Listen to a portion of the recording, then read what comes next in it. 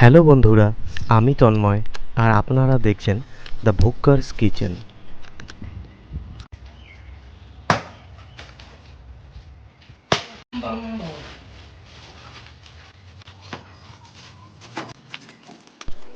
আমাদের আজকের রেসিপি হলো মুরগ মুসাল্লাম।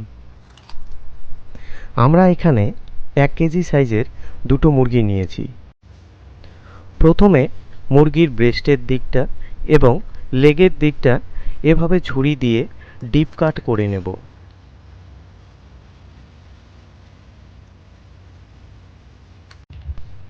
এরপর কিছুটা ভিনিগার এবং লবণ দিয়ে মাংসটাকে ভালো করে পরিষ্কার করে নেব। এখানে ভিনিগারের পরিবর্তে লেবুর রসও ব্যবহার করা যেতে পারে।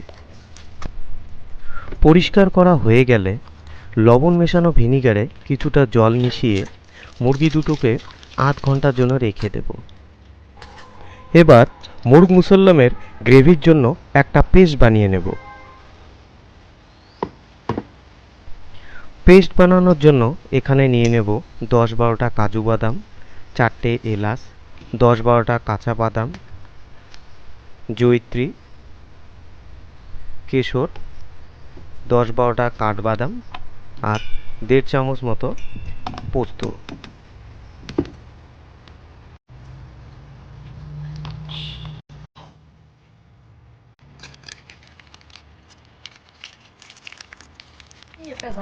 মেরিনেশনের জন্য নিয়ে নিচ্ছি 1 কাপ দই, রসুন বাটা 1 চামচ, আদা বাটা 1 চামচ, জিরের গুঁড়ো 1 চামচ, ধনে গুঁড়ো 1 চামচ, লঙ্কার গুঁড়ো 1 চামচ আর 1 চামচ হলুদ, আর দিয়ে দেবো 1 ফালি লেবুর রস।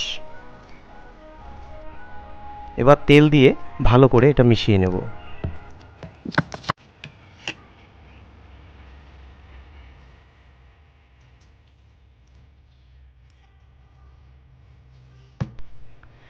মেরিনেশনের সময় চিকেনের গায়ে এবং পেটের ভিতর ভালো করে মশলাগুলো মাখিয়ে নেব। মশলা মাখানো শেষ হলে চিকেনের পা দুটো ভালো করে সুতো দিয়ে বেঁধে দেব।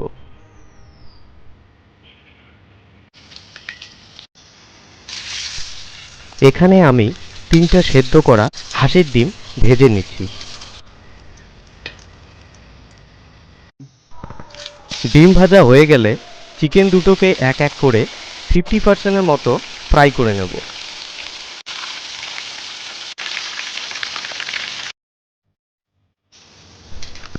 কড়াইতে কয়েকটা গোটা মশলা ফোড়ন দিয়ে পেঁয়াজ ও কাঁচা লঙ্কার পেস্ট দিয়ে দেব আর পেঁয়াজের রং হালকা বাদামি বর্ণ হওয়া অবধি ভাজতে থাকবো। এবার দিয়ে দেব রসুন বাটা 1 চামচ, আদা বাটা 1 চামচ। আদা রসুনের গন্ধটা চলে গেলে কড়াইতে দিয়ে দেব জিরের গুঁড়ো, ধনে গুঁড়ো আর একটু হলুদ।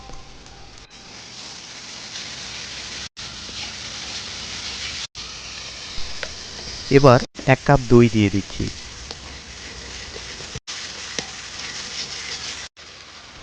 মেরিনেশনের অবশিষ্ট মশলাটুকুও কড়াইতে দিয়ে দেব।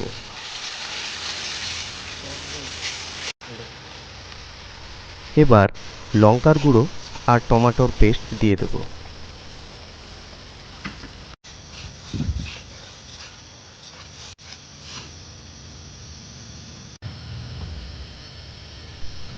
মশলাগুলো থেকে তেল ছাড়তে শুরু করলে মুরগ মুসল্লামের জন্য বানিয়ে রাখা সেই পেস্টটা কড়াইতে দিয়ে দেব। সাথে একটু কেশর ভেজানো জলও দিয়ে দেব।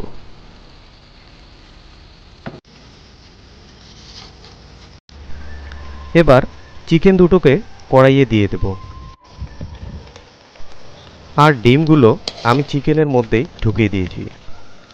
এখানে ঘাটার সময় খুবই সাবধানতা অবলম্বন করতে হবে, নয়তো চিকেনের কোনো অংশ ভেঙে যেতে পারে।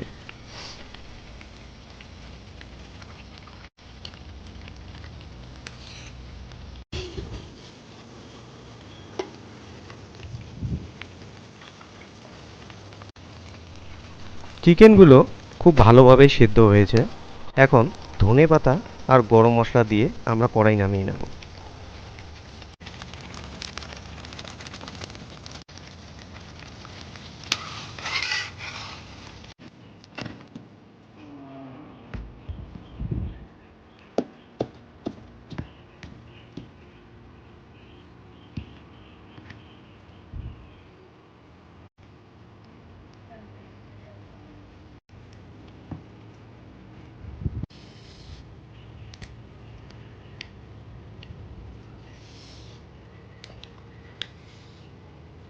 মিষ্টি।